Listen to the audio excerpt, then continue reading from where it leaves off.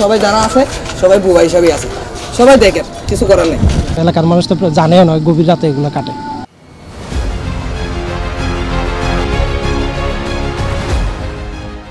চট্টগ্রাম নগরের বিভিন্ন এলাকায় নির্বিচারে পাহাড় কাটা হচ্ছে প্রতিনিয়ত।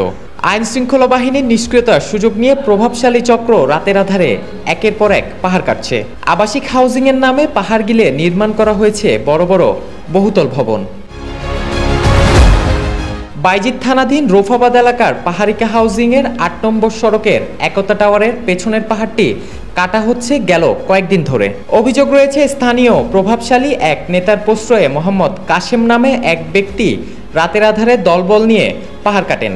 সরজমিনে দেখা যায় পাহাড় থেকে কিছুটা দূরে রাস্তার পাশেই রাখা হয়েছে মাটি কাটার এক্সকেভেটর।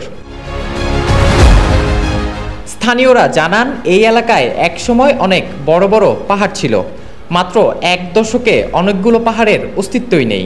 গড়ে উঠেছে বহুতল ভবন। এসব অপকর্ম নিয়ে এলাকার কোনো লোক ভয়ে মুখ খুলতে পারে না। আমি এক কথা বললাম, আমাদেরকে জিজ্ঞেস করেন এখানে আমাদের কোনো লাভও নাই, কিন্তু ক্ষতিটা হবে বেশি। সেই জন্য সেই উপলক্ষে আমরা কথা বলতে চাই না ভাই। আমরা মনে করেন এখানে সবাই যারা আছে সবাই বুবা হিসাবে আছে, সবাই দেখে কিছু করার নেই। এখানে যাকে জিজ্ঞেস করেন সবাই বুবা, কারণ সবাই এখানে নিজের জান নিয়ে আছে। ওনাকে এটা কিছু করলে আপনিও আসবেন না, আর 10 জন এখান থেকে বের হবে না। জায়গার মালিক কাশেম সাহেব এখন এগুলা ওই কয়েকদিন আগে গাছপালা কাটছিল, কালকে রাতের থেকে এক্সকেভেটর দিয়ে কাটতেছে এইগুলো আর কি। এলাকার মানুষ রাতে কাটে, ঘুম থাকে না এই আর কি। এলাকার মানুষ তো জানেও নয় গভীর রাতে এগুলো কাটে। কখন কাটছে দেখছো? কখন? রাতে। মোহাম্মদ আজিজ নামের এই ব্যক্তি পাহাড়ের মালিক মোহাম্মদ কাশেমের ভাতিজা পরিচয় দিয়ে বলেন, লিজ সত্ত্বে পাহাড়ের জায়গার মালিক তার চাচা, তাই সিডিএ থেকে অনুমতি নিয়েই কাটা হচ্ছে পাহাড়। তবে এই বিষয়ে পরিবেশ অধিদপ্তরের কোনো ছাড়পত্র নেওয়া হয়নি বলে জানান তিনি। মূল মালিক হচ্ছে আবুল কাশেম, এটা হচ্ছে যে লিজকৃত সম্পত্তি। পাহাড়িকা আবাসিক যেরকম লিজকৃত, ওই জায়গাটাও লিজকৃত সম্পত্তি। এটা ছিল যে আপনার 10 তলার থেকে উপরে বড় পাহাড়। এটা সরকার থেকে Bangladesh cooperative housing society lease নিছে, যেমন নাগরিক সোসাইটি, সাংবাদিক সোসাইটি, সমাজ সোসাইটি, 5টা সোসাইটি। সাংবাদিকতা এরকম পাহাড় ছিল, নাগরিকতা এরকম পাহাড় ছিল। ওগুলো সব সমতল করে করে বসত বাড়ির জন্য আপনাকে আবাসনের জন্য দিছে। যে পরিবেশের বিষয়টা নিয়ে এখন বর্তমানে প্রেক্ষাপটে আইসা, এটা তো 1983 ইংরেজি 84 ইংরেজিতে আপনার এরশাদের আমলে ছিল, যে বন্দোবস্তি দিয়েছিল। পাশে যেটা একতা টাওয়ার দেখছেন, এটার চাইতে আরো বড়টা টিলা ছিল, ওইটাও কাটিয়ে নিয়ে একতা টাওয়ার করা হয়েছে। ওই জায়গাটা হচ্ছে ওনার কিনা সম্পত্তি, আর আবুল কাশেম সাহেবের কিনা সম্পত্তি। এটা উনি কিনে নিয়েছে আজকে প্রায় 1-1.5 বছরের মতো হইতেছে।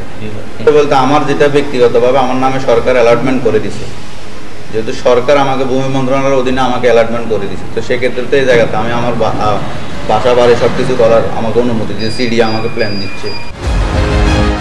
বাংলাদেশ পরিবেশ আইনবিদ সমিতির চট্টগ্রামের সমন্বয়ক মনিরা পারভিন বলেন, পরিবেশ অধিদপ্তরের সাথে কথা বলে দ্রুতই ব্যবস্থা গ্রহণ করা হবে। কালকে একটু পরিবেশে যাব, পরিবেশ অধিদপ্তরে আমি ওরা কোনো অ্যাটেম্পট নিয়েছে কিনা বা অ্যাটেম্পট নিয়ে থাকলে কি নিয়েছে সেই বিষয়টা নিয়ে একটু কথা বলে তারপর আমরা তো আসলে ডাইরেক্ট নিজেরা কোন একটা জায়গায় যাব না, আগে প্রশাসন কি কাজ করেছে সেটা দেখি, তারপরে আমরা অ্যাটেম্পট নেব।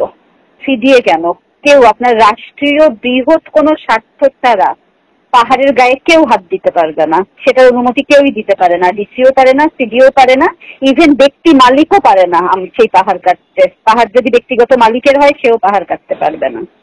এ নিয়ে পরিবেশ অধিদপ্তর চট্টগ্রাম মহানগর কার্যালয়ের সিনিয়র কেমিস্ট রুবাইয়াত তাহরিম সৌরভ জানান, আমাদের টিম পাহাড়টি পর্যবেক্ষণ করেছেন, খুব শীঘ্রই আইনগত ব্যবস্থা গ্রহণ করা হবে। যাওয়ার পরে এখন সেটা আলামত পাওয়া গেছে, তবে সেটা এখন ওই যে জমির শ্রেণীটা জানতে আমাদের আসলে মানে জমির যে খতিয়ানটা দরকার, সেই খতিয়ানটা পেয়ে সেটা যদি জমির শ্রেণী আপনার আমাদের আইন অনুযায়ী পাহাড় এবং টিলা যদি থাকে শ্রেণীতে, তাইলে অবশ্যই এটা আমরা, যেহেতু বর্তমানে আইন শৃঙ্খলার মানে পুলিশ বা সবকিছু ওইভাবে অ্যাভেলেবল পাওয়া যাচ্ছে না, বা কর্তনরত অবস্থায় যদি কাউকে না পাওয়া যায়, তো সেক্ষেত্রে রেগুলার মামলা করার প্রস্তুতি ওইভাবে আমরা যাবো।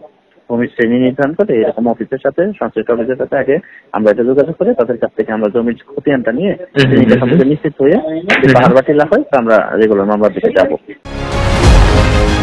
ইতোপূর্বে প্রশাসন মামলা ও জরিমানা করে পাহাড় কাটা বন্ধের চেষ্টা করা হলেও পরিবেশের মামলায় বেশিরভাগই অর্থদণ্ডে নিষ্পত্তি হয়। তাই নতুন করে এই সকল আইন সংস্কারের দাবি পরিবেশবাদী সংগঠনগুলোর। Khan Mohammad Abdullah, media express, Chittagong.